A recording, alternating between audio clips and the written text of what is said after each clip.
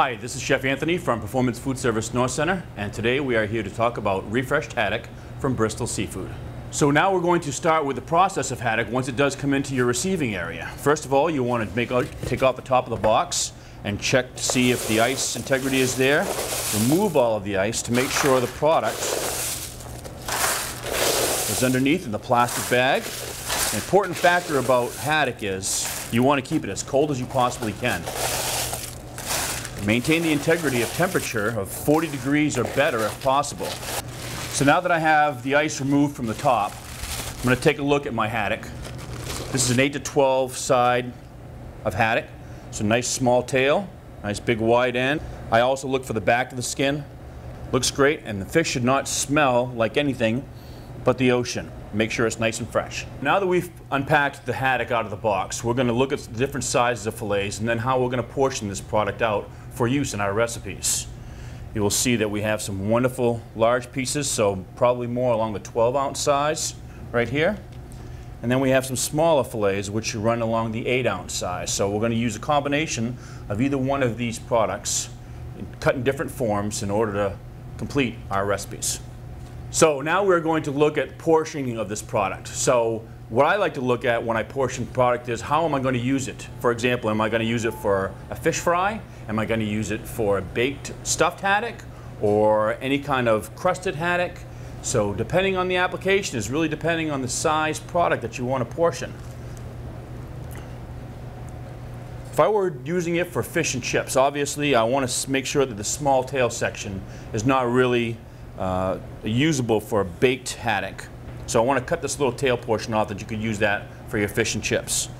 Next, as I look at this fillet, I want to optimize the maximum piece of my haddock for the best plate center cut portion product of this recipe. So I notice here that the optimal fillet is right here towards the tender. I'm going to cut this piece off, and here's what I consider to be a nice, perfect 8-ounce fillet. If you want to get a 6-ounce fillet, obviously you can cut a couple of smaller sections. So what I'm going to do is take another fillet out here, cut that same tail piece off and use it as my fish and chip or even as a chowder fish. Then I want to get 2 sections out of this. I'll cut this one in half, and it gives me about 2 6-ounce portions.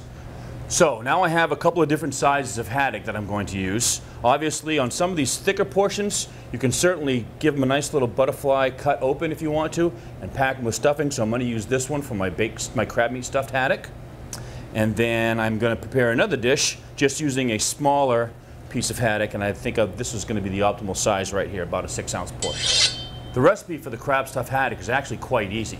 First of all, I take my fillet and make sure that I give it a nice small thin cut so I have a nice pocket to stuff my crab meat filling.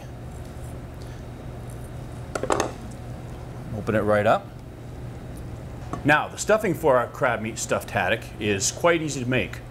First of all, I've pre-toasted some Japanese panko breadcrumbs, which I'm going to put right into this mixing bowl right here.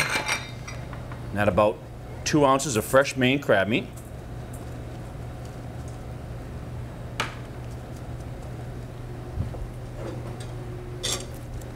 We're also going to add a little bit of clarified butter. Helps hold it all together and give it a nice, deep, rich flavor. About 2 ounces of clarified butter. A tiny bit of salt. And a tiny bit of pepper added right into this mixture as well. And you just want to put it together by hand. Give it a little gentle mix. You don't want to beat up the crab meat too much, but you want to make it a nice, still semi-crunchy stuffing, but the butter and the moisture from the crab meat are certainly going to help moisten that stuffing right out a little bit. You have a nice, gentle, easy crab stuffing that you can use for the haddock. Okay, I'm going to take it, we cut our little pocket here earlier. I'm just going to layer a little bit on the inside and give it a fold over. So it's actually not going to completely stuff the haddock, but about 3/4 of the way through is close enough. And then we're going to put a little bit of crab meat stuffing over the top as well. Now some people will put a little bit of wine or a little bit of squeeze of lemon juice over the top of that. That's totally acceptable. Even a little bit of butter over the top. I think we'll add a little bit of clarified butter.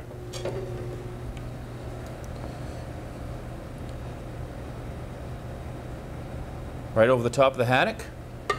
Next, we're going to put it in the oven, about 325 degrees for about 10 to 12 minutes. Our big stuffed crab meat haddock has come out of the oven. We're going to do a nice simple sauce for the top of it.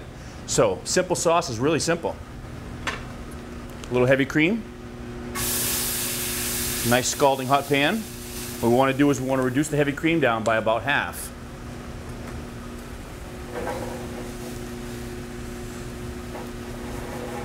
Again, you've already seasoned the haddock. It's not such a bad idea to add a little bit of salt and pepper into the sauce as well.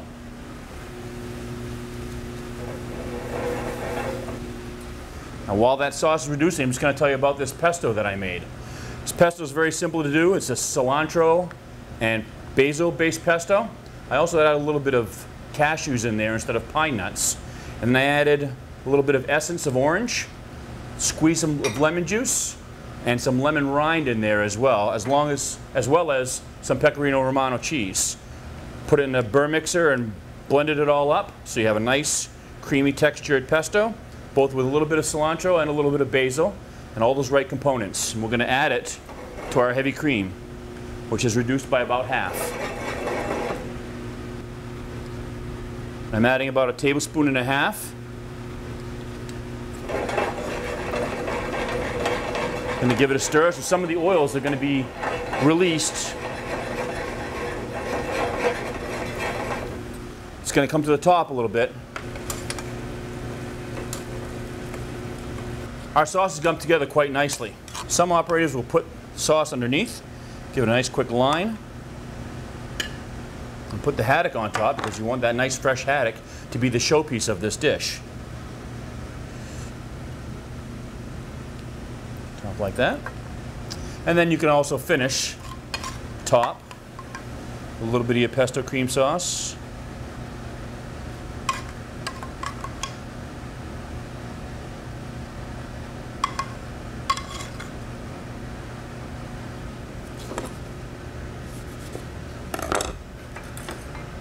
A little fresh dill or whatever you want to use for garnish. A wonderful lemon wedge, and this is a wonderful crab meat stuffed haddock with a pesto cream sauce. Enjoy. Eat more seafood because it's good for you.